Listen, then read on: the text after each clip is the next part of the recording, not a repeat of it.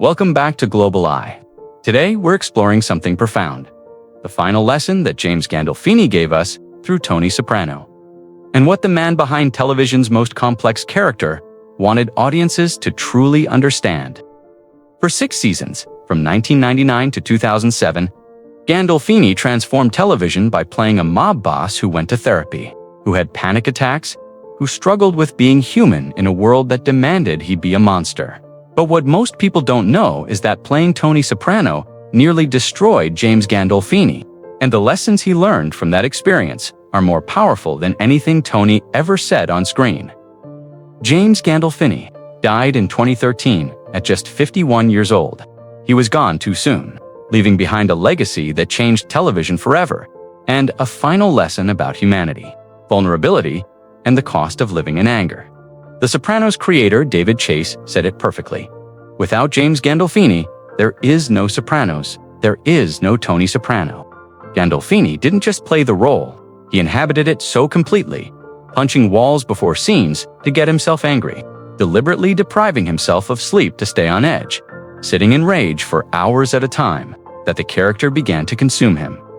At 85 years old, we're approaching what everyone knows as the most discussed series finale in television history. That cut to black, that abrupt ending. But what if I told you that ending wasn't about whether Tony lived or died? What if the real lesson was about something much deeper? That we're all Tony Soprano, trapped between who we are and who we're supposed to be, and that the only way out is through vulnerability, not violence. If you're new here, subscribe and hit that notification bell because we're diving deep into what James Gandolfini taught us through his greatest role, and why that lesson matters more today than ever. Let's begin to understand what James Gandolfini wanted us to learn. You first need to understand who he actually was. According to those who knew him, Gandolfini couldn't take a compliment. He was shy with the media, giving minimal interviews, protecting his privacy fiercely. In interviews, Gandolfini often discussed the challenges of balancing his personal life with his burgeoning fame, admitting that the sudden rise to stardom brought about significant changes. But here's what made Gandolfini special. David Chase, who created The Sopranos, said Gandolfini was a very, very sensitive, hypersensitive man who reflects his environment in a very, very rarefied way. That sensitivity, that ability to feel everything deeply, was what made Tony Soprano real. It's also what made playing him so dangerous to Gandolfini's well-being. Jason Bailey, who wrote a biography about Gandolfini, was told by Robert Eiler, who played Anthony Jr., that Gandolfini couldn't take a compliment and would likely not care for the book, because he would get very tired of people saying nice things about him in print. Think about that. Here was a man who won multiple Emmy Awards, who revolutionized television, who gave one of the most acclaimed performances in entertainment history, and he couldn't accept praise. That humility, that discomfort with being celebrated, reveals something crucial. Gandolfini understood that Tony Soprano wasn't someone to admire or emulate. He was someone to learn from, to see yourself in, to recognize as a cautionary tale. And Gandolfini's discomfort with fame suggests he never wanted people to confuse the character with the actor. Never wanted to be celebrated for playing a bad man. Even if he played that bad man brilliantly, playing Tony Soprano came at a devastating cost. To get himself ready for angry scenes, Gandolfini would punch things before filming. And many times he went so far as purposely not sleeping much the night before. So he'd be really angry and not just faking it when his scene came. That method might work for a single film, but it's much different when you're playing the same character for 6 seasons.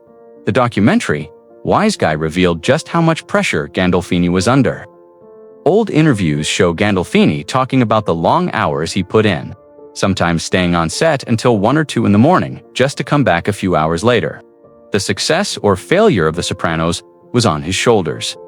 Living in that rage, in that violence, in that darkness for years takes a toll no amount of Emmy Awards can heal.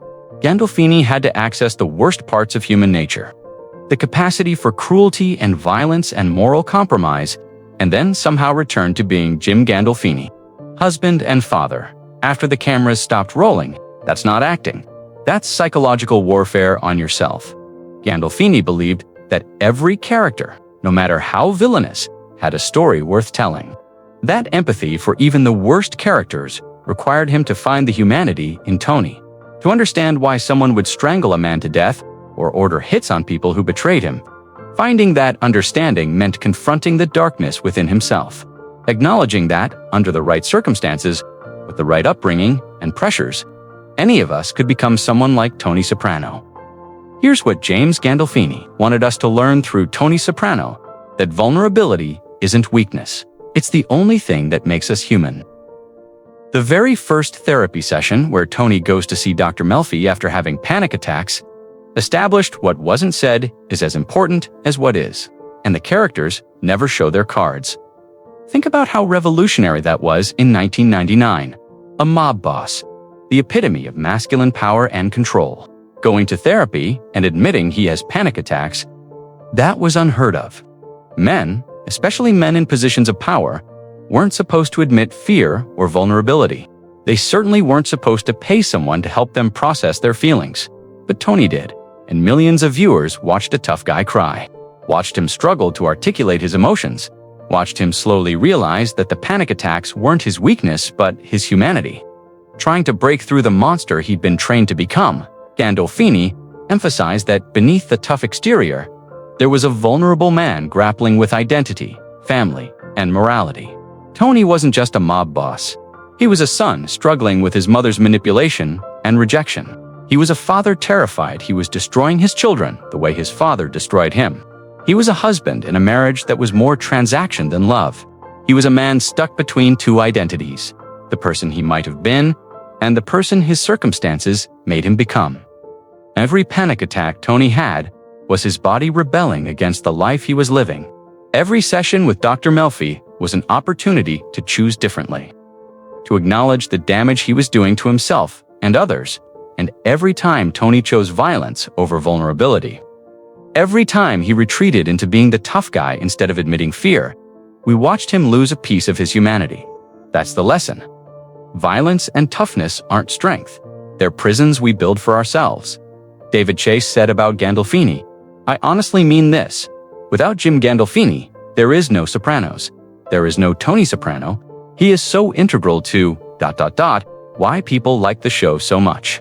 It's because of him." That's why the whole thing, I think, is so identifiable to so many people.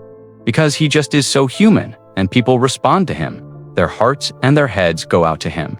Despite the heinous things he's doing on screen, that's the impossible balance Gandolfini achieved, making us root for a murderer, making us understand a monster, making us see ourselves in someone we should revile. Tony Soprano committed terrible acts. He was unfaithful to his wife repeatedly. He ordered people killed. He ran an organization built on violence and intimidation. By any objective measure, Tony was a bad person who hurt countless people throughout his life. But Gandolfini's genius was showing us why. Not excusing it, but explaining it. We saw Tony's mother using emotional manipulation and rejection as weapons against him since childhood. We saw his father teaching him that violence was how you solved problems and showed love. We saw the expectations placed on him by his crew, his culture, his circumstances. And we understood that Tony wasn't born a monster. He was made into one choice by choice, compromise by compromise, until the person he might. Heaven was buried under the person he became. Bailey described Gandolfini as a working class actor who considered himself a character actor and aimed only to be that, and was became an unlikely star. That humility allowed Gandolfini to disappear into Tony completely. He never tried to make Tony likable or sympathetic. He just made him real. And that reality forced us to confront uncomfortable truths about violence, masculinity, family, and the compromises we all make to survive. The tragedy of James Gandolfini's life is that he gave everything to Tony Soprano, and it may have cost him his life. Gandolfini died of a heart attack in 2013 while on vacation in Rome. He was just 51 years old, far too young for someone to die suddenly of cardiac arrest. The official cause was a heart attack. But those who knew Gandolfini have spoken about how the physical and emotional demands of playing Tony for 8 years took a serious toll. Even performed anger affects your body. Deliberately depriving yourself of sleep affects your cardiovascular system. Working 16-hour days for months at a time. Staying on set until 2 a.m. and returning a few hours later. That level of stress and exhaustion damages your health in ways that don't heal once the show ends. Gandolfini spent nearly a decade punishing his body and mind to give us the most authentic portrayal of rage and violence television had ever seen, and it may have killed him. That's perhaps the darkest lesson. Gandolfini's life teaches us that there's a cost to sitting in darkness, even professionally. You can't spend years accessing rage and violence and fear without it affecting who you are. You can't live in Tony Soprano's head for 8 years without bringing some of that home with you. And while Gandolfini was, by all accounts, a kind, generous man who was nothing like Tony in real life, the work of becoming Tony regularly was clearly taking a toll that friends and family noticed. Now let's talk about that ending. The Sopranos finale remains one of the most discussed moments in television history. Tony and his family sit in a diner. The door opens. We see Tony's perspective. Cut to black. The end. Did Tony die? Did he survive? Was it just dinner? For years, people have debated what that cut to black means. Whether Tony was killed or whether life just goes on. But here's what I think James Gandolfini and David Chase wanted us to understand. It doesn't matter. The ending isn't about whether Tony lived or died in that moment. It's about the fact that this is Tony's life forever. Always looking over his shoulder. Always wondering if the next person through the door is there to kill him. Always living in fear despite all his power and money and control. That's the real tragedy. The real lesson. Tony Soprano spent 6 seasons trying to have it all. The power and respect of being a mob boss. The love and normalcy of family life. The catharsis of therapy without having to actually change his behavior. And what the ending shows us is that you can't have it all. You can't be a violent criminal and a good father. You can't order people killed and then sleep peacefully. You can't live by the sword without always knowing that's how you'll die. Whether it's today or in 10 years or on your deathbed, wondering if someone's coming for you. The cut to black is life. Cutting to black for all of us. Suddenly and without warning, but for Tony, that fear is constant. Every meal might be his last. Every door that opens might bring death. That's not power. That's prison. And that's what Gandolfini wanted us to see. That Tony's choices didn't give him freedom or happiness. They gave him a life sentence of paranoia and fear, punctuated by brief moments of connection that he could never fully enjoy because he was always watching for threats. So, what is Tony Soprano's final lesson? What did James Gandolfini give his life to teach us? I think it's this. We're all Tony Soprano. We're all trapped between who we are and who we think we're supposed to be. We all have darkness inside us, capacity for cruelty and selfishness and moral compromise. We all make choices that hurt others and ourselves. We all struggle with vulnerability, with admitting fear, with asking for help. But unlike Tony, we have a choice. We can choose vulnerability over violence. We can choose therapy over toughness. We can choose to break the patterns passed down from our parents instead of perpetuating them. We can choose authenticity over performance, connection over control, change over comfortable dysfunction. Tony couldn't or wouldn't make those choices consistently, and that's why his story is tragic rather than triumphant. David Chase said of Gandolfini, "I think he is a very, very sensitive, hypersensitive man. And I think he reflects his environment in a very, very rarefied way. That sensitivity, that ability to feel everything, was Gandolfini's gift to us. He took all that feeling and channeled it into Tony Soprano, creating a character so real, so human, so vulnerable underneath the violence that we saw ourselves in him. And by seeing ourselves in Tony, we got to witness what happens when you choose power over connection.